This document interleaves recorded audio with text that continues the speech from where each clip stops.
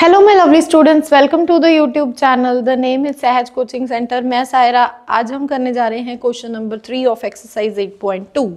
और जैसे कि हमें क्वेश्चन में इंफॉर्मेशन गिवन है वैसे वैसे हम डायग्राम भी ड्रॉ कर लेंगे।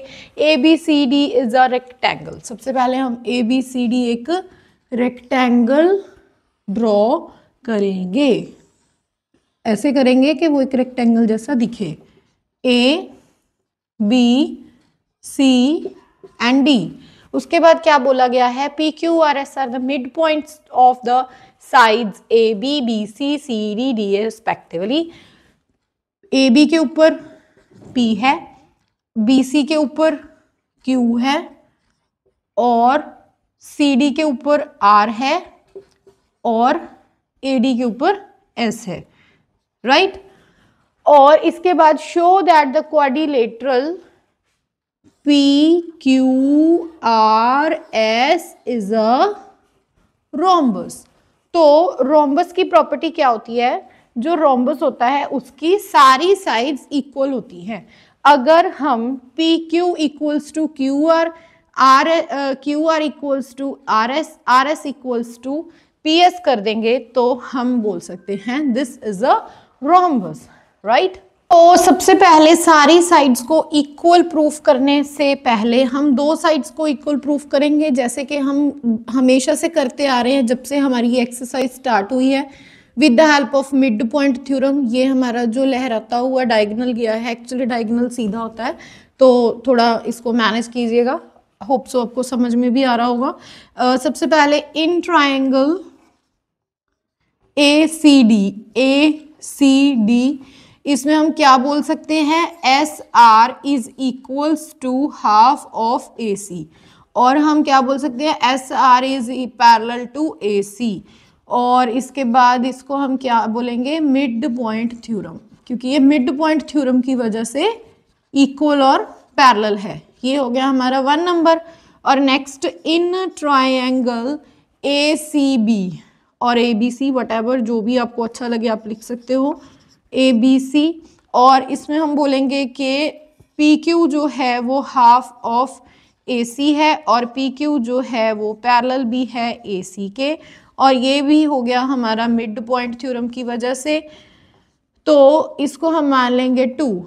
तो सबसे पहले यहाँ पे फ्रॉम 1 एंड 2, इससे क्या हो जाएगा? अगर half of A C S R के भी इक्वल है और पी क्यू के भी इक्वल है तो P Q is equals to S R हो गया और P Q parallel S R हो गया, राइट। तो इसे हम क्या कह सकते हैं कि P Q R S is a parallelogram, पर उन्होंने हमसे बोला क्या है? रोम्बस। तो सबसे पहले हमने इसको पैरेललोग्राम प्रूफ किया। इसकी दो साइड्स आपस में इक्वल हो गई।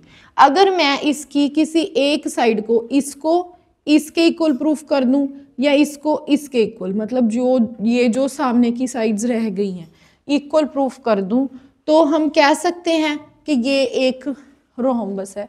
दोबारा से समझिए, दो साइड्स हम इक्वल प्रूफ कर चुके हैं, पैरेलल प्रूफ कर चुके हैं।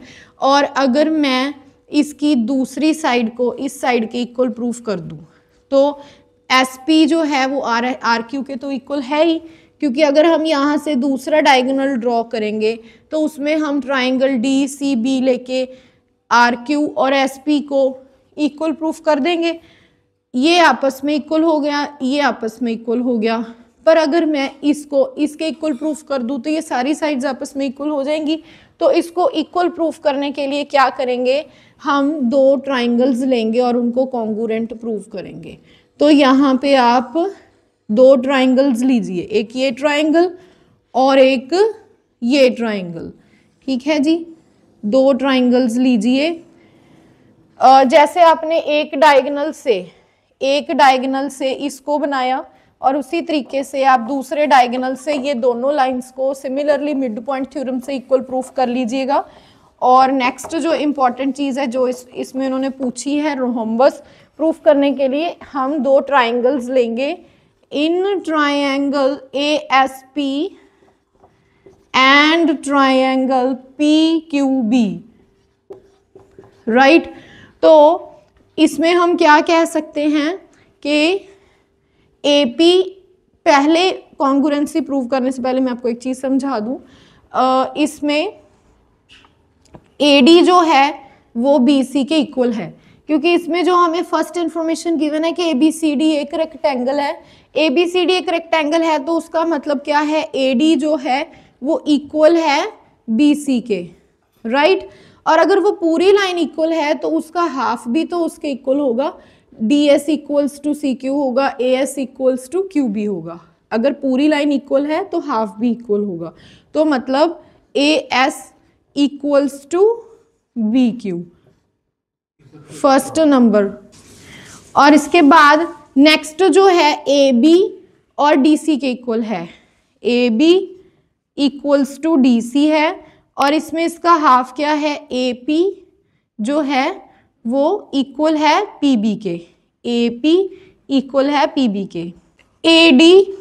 AB इक्वल्स टू DC है, तो मतलब ये P जो है इसका मिड पॉइंट है, तो हम इसको भी बोल सकते हैं कि AP इक्वल्स टू PB है। ये हो गया हमारा नंबर 2, ठीक है। तो फ्रॉम नंबर 1 एंड 2, और इसके बाद और इसका इस ट्राइंगल में ये एंगल 90 डिग्री के हैं। क्यों? क्योंकि ये एक रेक्टेंगल है, ये गिवन है, और रेक्टेंगल में ये चीज़ प्रॉपर्टी होती है कि 90 डिग्री जो है वो क्या है, 90 डिग्री के एंगल होते हैं उसके, जो रेक्टेंगल के सारे कॉर्नर्स 90 डिग्री पे मीट करते हैं। तो इससे हम बहुत इजीली 1, 2 एंड 3rd नंबर में जो रेक्टेंगल का जो 90 डिग्री है उससे हम ये दोनों ट्राइंगल्स कॉन्ग्रुएंट प्रूव कर देंगे। तो वो क्या होगा, AS equals to BQ। Reason क्या देंगे हम, S एंड यही same, AD is equals to BC and SQ is a mid point respectively. और इसके बाद AP equals to AB, reason क्या देंगे, P is a mid point.